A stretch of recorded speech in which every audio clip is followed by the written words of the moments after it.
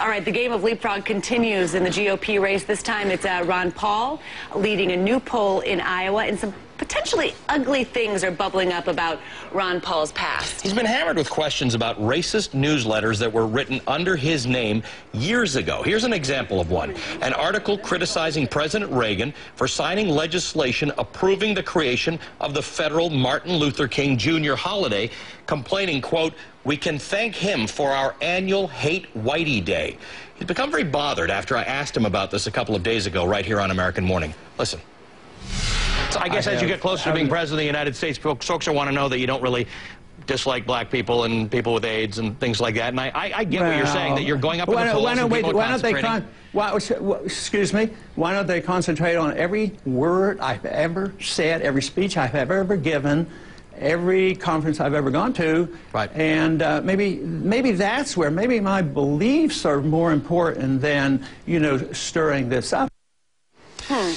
Yesterday, Gloria Borger brought it up to him, and then he bailed on this subject.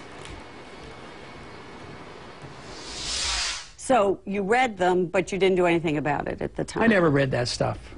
I've never read it. I was probably aware of it 10 years after it was written. And it's been going on 20 years that people have pestered me about this, and CNN does it every single time. So well, when are you going to wear yourself out? I mean, wouldn't you say it's no? But you know, is it legitimate? I mean, is it a legitimate question to ask that something went out under your name? And when you get the answer, it's legitimate that you sort of take the answers I give. You know what? The answer is, I didn't write them. I didn't read them at the time, and I disavow them. That is the answer. But you made money off of it. If you know I made money on it, you know more about my finances than I do. Do you know that you didn't? I mean, I don't even know what you're talking about. I mean, you know, if it was published for 10 years, so if that was 1% of all the newsletter, I made money off, you know, talking about gold stocks. I think you're really confused on that. Okay.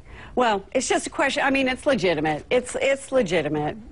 These things are pretty incendiary, you know. Because of people like you. No. Come on. Some of the stuff was very incendiary, and, you know, saying that in 1993 the Israelis were responsible for the bombing of the World Trade Center, that kind of stuff. Okay. So, Goodbye.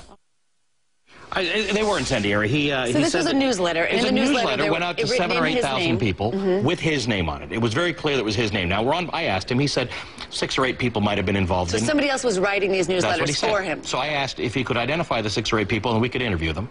He declined. These were sold newsletters, so there was money to be made off of them. And I think it's fair to say, because we get a lot of tweets, we get a lot of people saying you're unfair to Ron Paul. How many times have you interviewed him? I've interviewed countless times. And we've talked about the Federal Reserve and the deficit and the gold standard. We talk about stuff with Ron Paul, about everything he wants to talk about. So I think it's a legitimate question. We would not get away for writing something under our name and then not explaining how it got written under our name. So he's disavowing it. He's saying he knows who wrote it, but he's not going to tell anybody who wrote it. Correct. And it's ancient history, and he doesn't agree with it. And it is 20 years old. But as I said to him on TV, as you run for president, you go up in the polls, people shine bright lights on all sorts of things that they don't otherwise care about. And that's happened. And that's why people may have not been talking about it for a while, but he is in the lead in Iowa, according to some polls. And so now, the closer you get to the presidency, the more scrutiny. Yep. All right, coming up.